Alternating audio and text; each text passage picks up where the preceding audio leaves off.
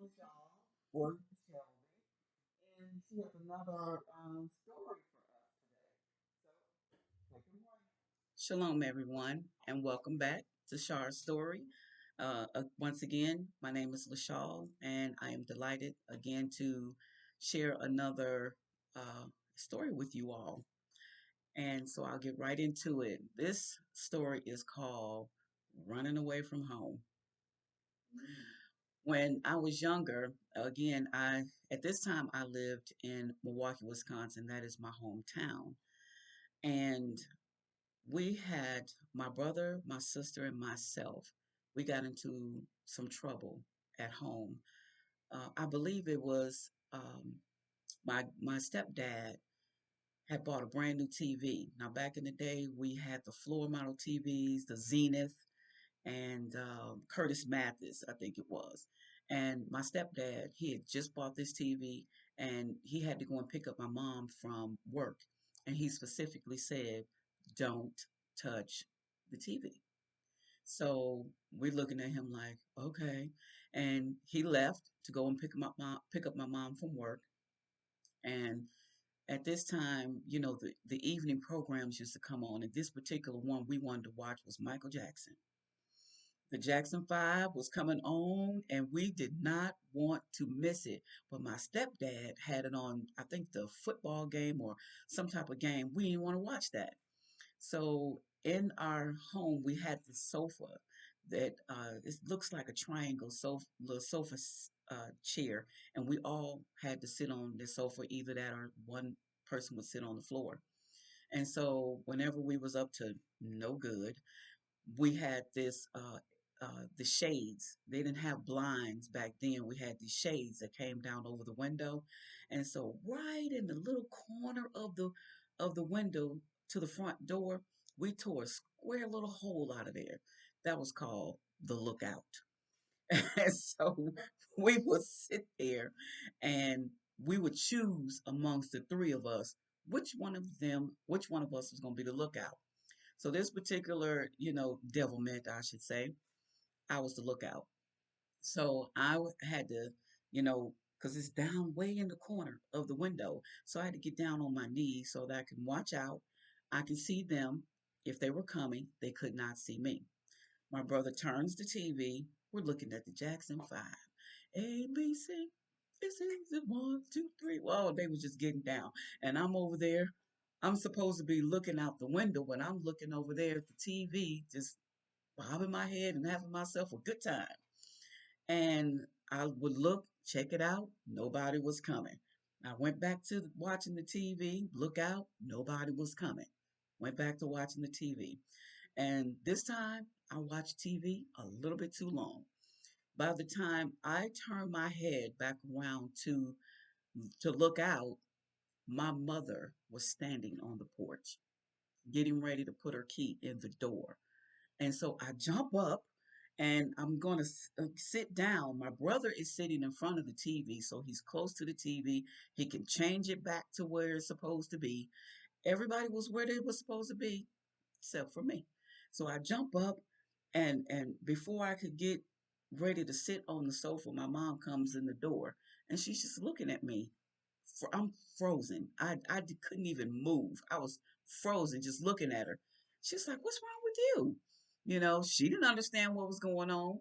And my brother is sitting there on the floor. He's in shock, and she's looking at him like, "What's wrong with y'all?" And she comes in the house.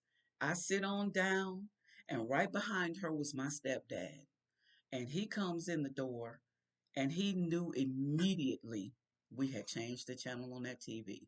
He was livid. He was furious with us.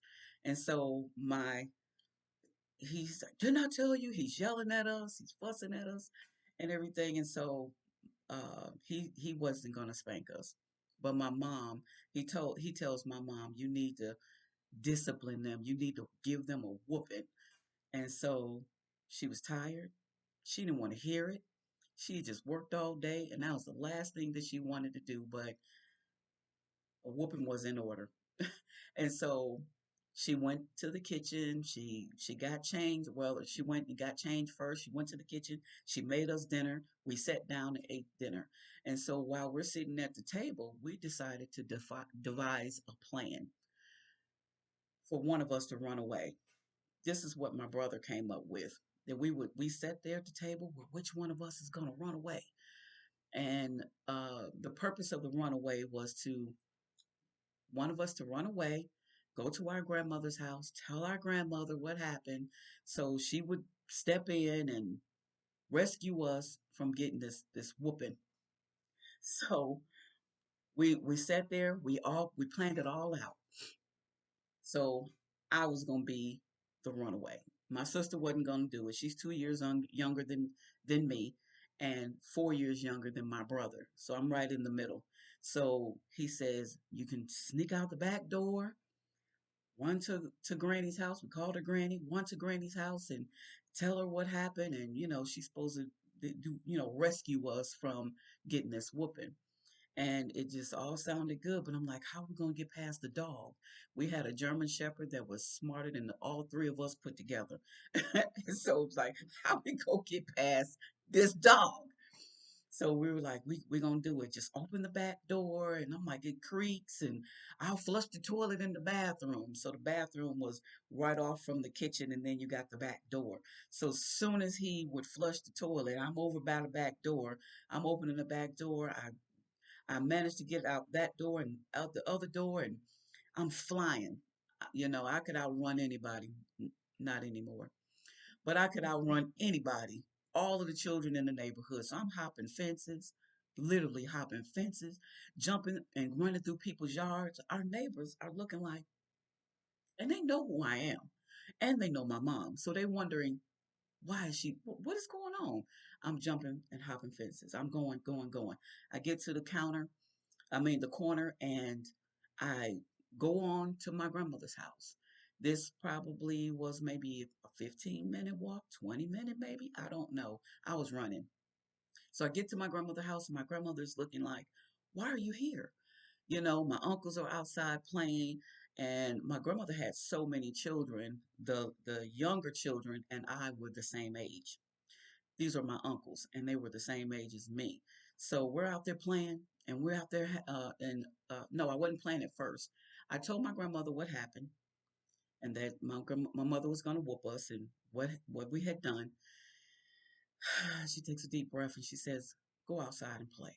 So she sends me outside, and I'm out there playing, having a good time with my uncles. And I see this woman, or this person, I should say, coming way, this hill. There was a hill, and I see this person coming. I kept playing.